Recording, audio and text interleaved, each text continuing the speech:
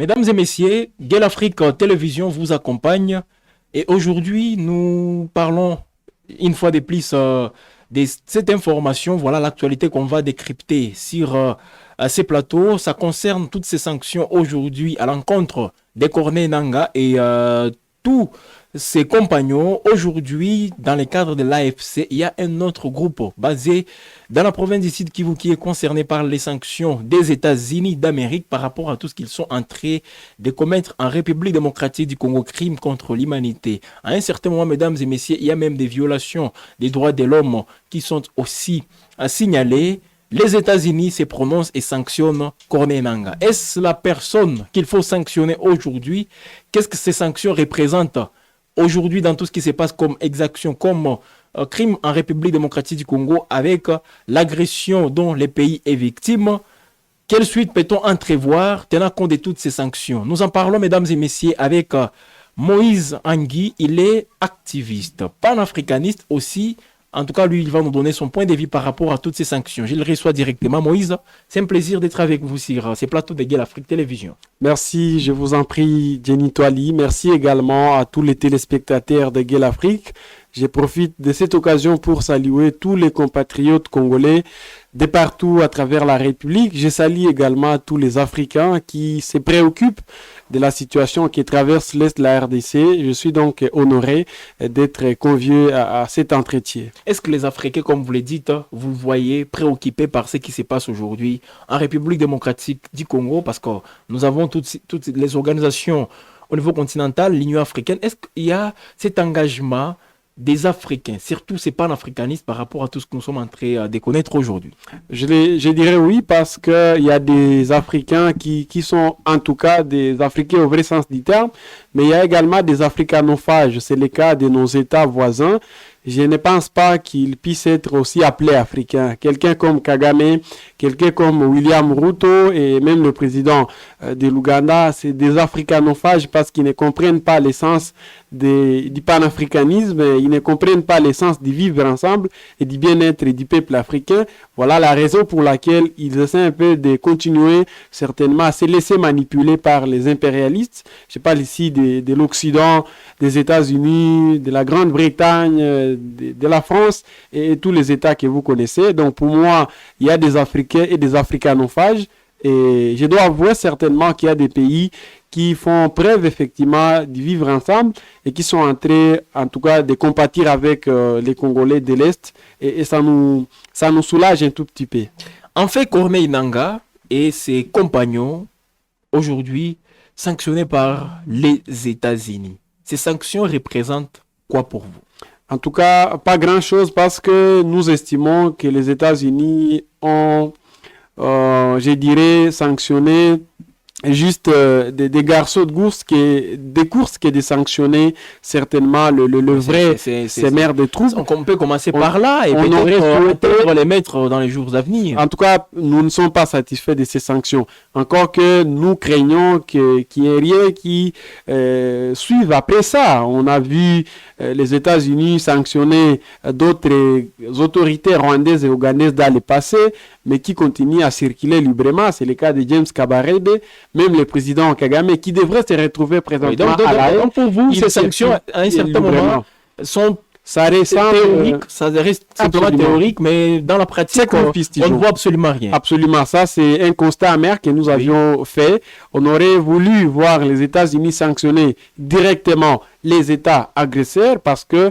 vous avez, comme nous, exploité les récents rapports des experts des Nations Unies qui ont démontré noir sur blanc l'application des autorités rwandaises, ougandaises aux côtés des terroristes ADF et des rebelles du M23. Ce qui devrait suivre effectivement, c'est des sanctions aussi sévères de nature à décourager ces États à continuer à agresser la RDC. Mais ce que les États-Unis font déjà, en se limitant juste à sanctionner théoriquement, il faut le dire bien, c'est des sanctions théoriques. On parle à l'endroit des leaders. On va geler leurs avoirs s'ils en ont justement, que ce soit par exemple aux États-Unis, parce que ça concerne les États-Unis. Je ne sais pas si... c'est pas pour la première fois qu'ils le disent. Oui. Nous, on est habitués à ces genres. Alors, je vais vous renvoyer un tout petit peu. 11 ans en arrière, en 2013, lorsque les États-Unis, les mêmes États-Unis, avaient pris des sanctions contre Bosco Ntaganda, qui était parmi les seigneurs à l'époque, lors du M23-1, il y a eu des sanctions contre Bosco Ntaganda. Et tout juste après, c'était les offensives aussi des grandes envergures, et tout le monde voulait la peau des Bertrand Bisimou, des Bosco Ntaganda. Ne pensez-vous pas que ça peut être le cas aujourd'hui? C'est vrai, on parle de Corneille Nangaa, et là tout le monde peut dire Corneille Nangaa sanctionné. Déjà, les yeux seront rivés directement vers ces responsables de ces mouvements appelés AFC aujourd'hui. Ne pensez-vous pas que ça soit le cas, comme c'est le cas en 2013? Alors, il faut ici dire que les États-Unis aujourd'hui jouent, je vais dire, au juge et parti. C'est une politique de deux poids deux mesures que nous sommes en train d'observer. Le temps que les Américains recommandent les deux parties, je parle ici de la RDC et du Rwanda, à observer le cessez-le-feu, simplement les rebelles, ils acceptent.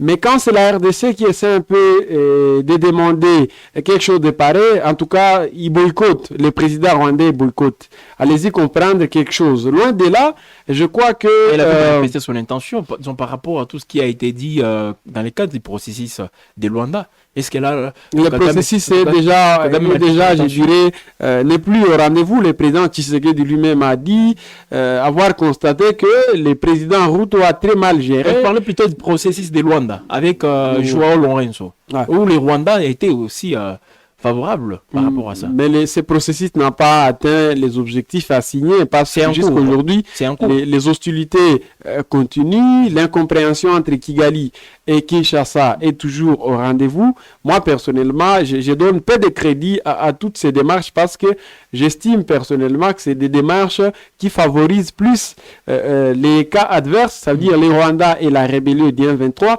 encore que vous connaissez les revendications qui ont toujours été brandies par les leaders de la rébellion du M23. On ne peut pas les approuver. Oui. Alors, parce que vous semblez fustiger tout ce qui est fait aujourd'hui comme démarche sur le plan diplomatique.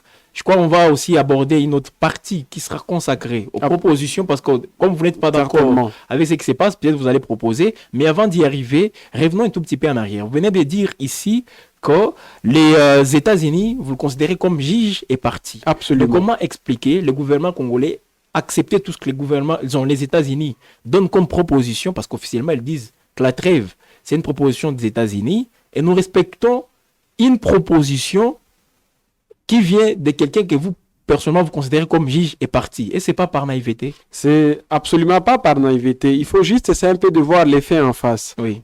Les États-Unis demandent aux deux parties d'observer la trêve. Directement, les Rwandais fait les communiqués. La rébellion du M23 fait un communiqué à la minute même, à l'immédiat, approuvant cette mesure. Kinshasa se voit dans l'obligation exactement d'obtempérer à ça. Mais c'est pas ça la raison, parce que le Rwanda a communiqué, l'AFC a communiqué qu'on peut directement aussi accepter une proposition des États-Unis. On peut peut-être refuser. Moi, ce que je sais un peu de vous faire comprendre, c'est que vous savez, je vais juste vous faire part d'une petite virgule. Oui. Vous savez qu'il y a des minerais qui sont en train d'être pillés à Rubaya. Tout à fait. Depuis plusieurs mois, la rébellion des 300 tonnes, non? Absolument. Exploitées par des cuivres, des cobaltes, des tromalines, des manganèses, pour ne citer que cela. Tous ces minéraux sont transportés tout droit jusqu'à Kigali. Malheureusement, l'autorité de l'État n'est pas encore aussi rétablie là-bas. Ça, c'est vraiment ce que nous sommes en train de déplorer. Oui. Vous savez qui achète ça? Ça s'appelle les États-Unis. Ça s'appelle France. Ça s'appelle Grande-Bretagne. Et ces gens ne peuvent pas, en tout cas, souhaiter que cette guerre prenne fin parce que ça leur favorise. Notre malheur, c'est en fait un gagne-pain. Dans ça, vous ne voyez pas de bénéficier de notre Vous ne voyez pas notre responsabilité dans ça. Absolument. C'est vrai, les États-Unis en profitent, qui passent par les Rwandais pour avoir accès à tous ces minéraux. Pourquoi ne pas directement passer par la grande porte, qui reste toujours ouverte? Absolument. Oui, c'est que nous fustigeons, il faut ici faire la part des choses. Le gouvernement congolais, il est, je vais dire, dépassé par les événements. L'autorité de l'État est absente.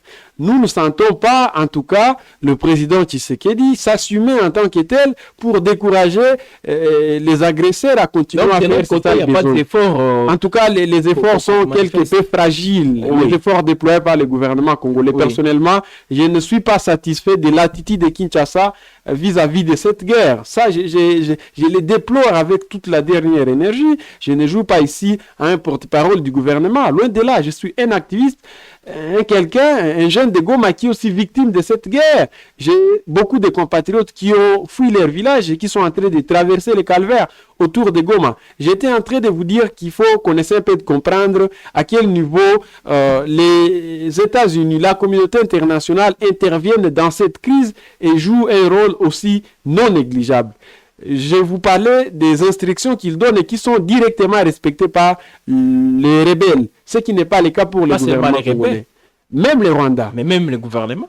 Malheureusement. Le gouvernement aussi aujourd'hui qui ne sait plus à quel pied danser. Même la diplomatie aujourd'hui, elle ne joue plus à notre faveur. Le président Tshisekedi qui intervient avec beaucoup de balbutiements et de tâtonnements. Certainement parce que si les militaires étaient bien actifs. Sur tous les plans, nous sommes en position de faiblesse. Si les lignes de front aujourd'hui, les rebelles occupent autour d'une 80, ils ont autour de 87 localités. Pour ne pas donner l'impression que nous sommes dans un état voyou.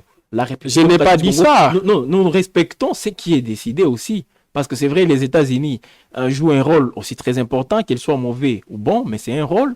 Ils jouent un rôle. Voilà pourquoi peut-être on a accepté pour ne pas aussi apparaître comme les gens qui ne respectent même pas tout ce qui est décidé disons, sous les hautes instances. En tout cas, l'attitude ou ce que nous donnons comme bonne foi, ça ne nous favorise à rien. Il faut aujourd'hui qu'on s'assume. On ne peut pas continuer à pleurnicher et accepter tout ce qui nous est imposé par les Américains, alors que nous remarquons que de l'autre côté, ce n'est pas respecté. Kagame, lui, vous savez, vous l'avez peut-être pas remarqué, mais la trêve, la première trêve, décrétée pour 15 jours, elle a plus joué en faveur de Kigali. Pendant ce temps, au Rwanda, il y a eu les élections qui, bien que c'est des élections de façade, vous le savez, un candidat qui sort avec 90%, 99% comme ça. Donc, ce ne sont pas des élections. D'abord, elles n'avaient rien d'inclusivité. Il y a des challengers qui ont été mis à l'écart par le président Kagame. Il y avait les adversaires. Après, c'est une dictature. Il n'y a pas de démocratie. Il ne pesait pas, mais il avait des adversaires. Donc, c'était une élection de façade. Mais Kagame, pendant qu'il était au courant de ça, qu'est-ce qu'il a fait? Il a directement approuvé la trêve.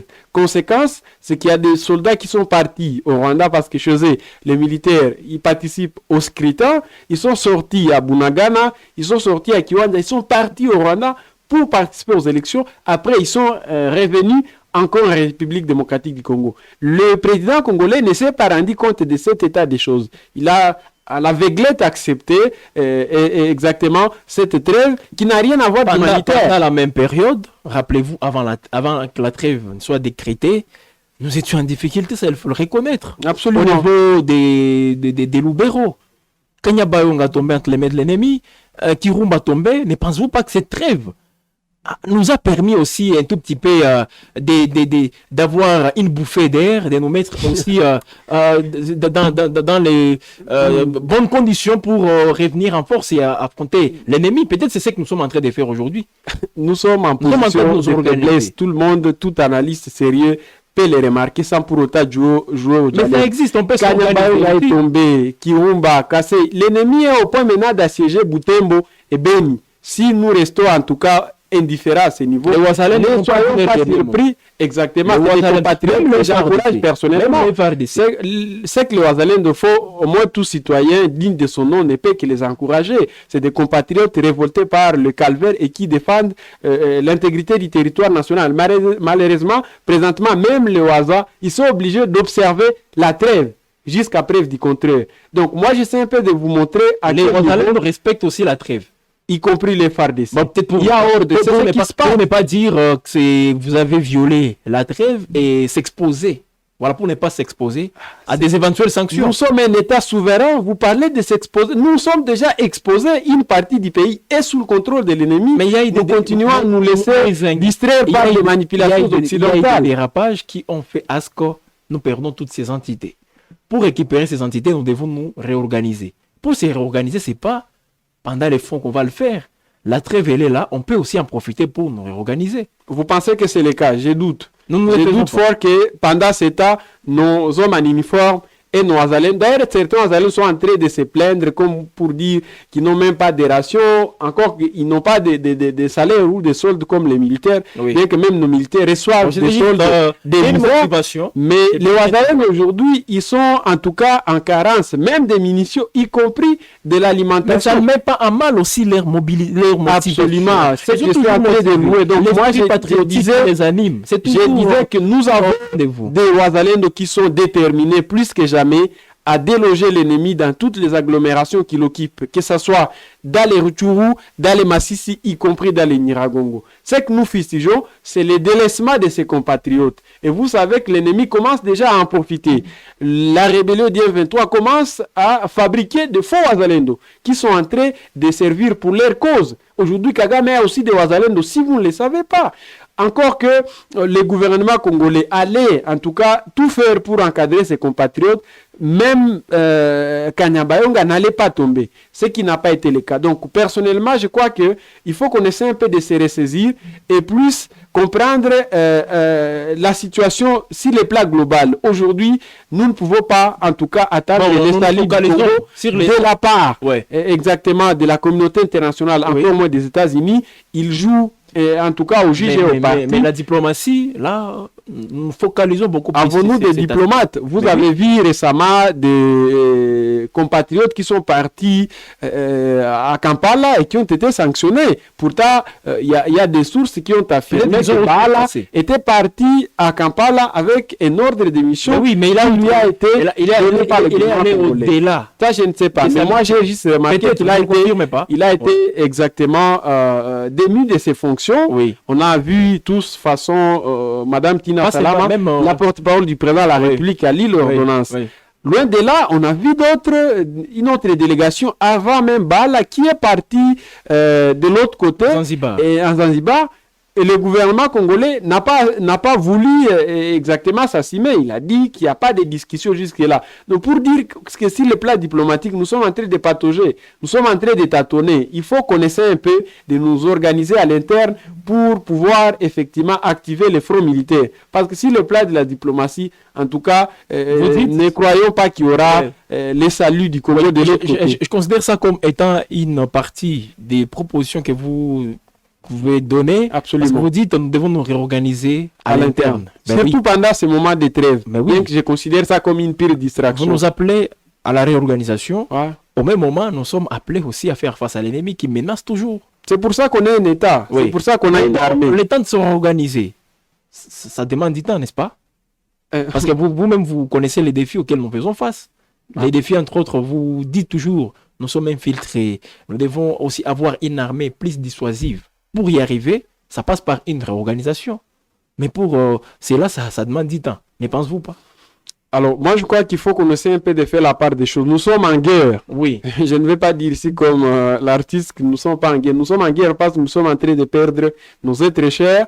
Nous sommes en guerre parce que nous sommes en train de voir nos compatriotes quitter leurs villages respectifs et regagner Goma et ses environs. Oui. Et ces gens, ils doivent rentrer chez eux. Ceux qui sont morts, nous déplorons ça, mais nous pensons que c'est assez. Nous n'avons pas besoin de compter d'autres mots. Et pour se réorganiser, on n'a pas besoin d'avoir toute une éternité. L'épée d'État qui nous est impartie avec cette trêve peut nous permettre de tout mettre en œuvre pour que nous puissions désormais lancer les offensives militaires après la trêve. Malheureusement, ma crainte est celle-ci. Oui. Après les 15 jours décrétés par les États-Unis, nous imposés par les États-Unis, voilà le verbe qui va de soi. Nous risquons d'entreprendre. Officiellement, on ne parle pas d'une imposition. Bon, c'est normal. Là, on parle d'une proposition. Officiellement, c'est une proposition. Peut-être parce qu'on a peur des États-Unis, mais moi, je vous l'ai dit, c'est une imposition. Et je suis en train personnellement de me poser mille et une questions. Si du moins nous sommes jusqu'à ce niveau souverain, si tel était le cas, nous n'allions pas à chaque fois céder à tout ce qui nous est imposé par les impérialistes. Je disais pendant ces peu d'États qui nous est imparti, nous devons nous réorganiser. Le gouvernement doit mettre toutes les batteries en marche en vue de permettre à nos hommes en uniforme déployés sur toutes les lignes de front à être à même de lancer les offensives militaires. Plus question de cesser les faits, plus question des zones tampons, plus question de la trêve. Elle est même dite humanitaire, mais je veux vous dire qu'il n'y a aucune mission humanitaire qui a été observée pendant d'ailleurs les 15 premiers jours. On doit se rassurer que déplacés de guerre, il y a un calme, il y a un programme qui est ouvert pour permettre que les délégations humanitaires puissent passer sans beaucoup de ce qui n'est pas le cas. On n'a pas vu les humanitaires se déployer pour tant soit peu soulager nos compatriotes. Certainement qu'ils ont besoin de rentrer chez eux, mais dans le court terme, ils doivent manger, ils doivent avoir des abris, des bâches et consorts, mais on n'a pas vu les organisations se déployer pour faire cela. C'est que cette trêve n'a rien à voir d'humanitaire, c'est plutôt une vaste distraction, malheureusement approuvée par le gouvernement. Une autre chose que nous devons faire, c'est que nous devons nous mobiliser en tant que population. Ce n'est pas seulement le gouvernement congolais qui a cette responsabilité de trouver la solution à cette guerre. Nous devons aussi nous mobiliser et nous préoccuper plus que jamais de cette guerre d'agression qui nous est imposée, mais bien plus la grande part des responsabilités revient au président de la République, chef de l'État, Félix Tshisekedi, à tout le membre du gouvernement.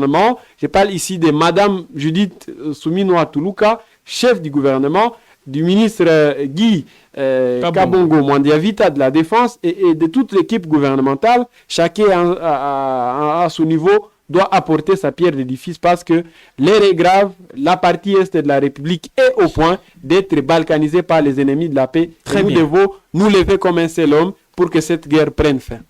Mesdames et messieurs, 20 minutes nous ont suffi pour vous apporter tout ce que nous venons bien sûr là d'aborder avec Moïse Hangui sur Gueule Afrique Télévision. Merci à vous de nous avoir suivis. Abonnez-vous, commentez, activez la cloche de notification pour recevoir en temps réel tout ce que nous produisons. Mesdames et messieurs, on va se retrouver demain. Le plaisir pour nous sera renouvelé.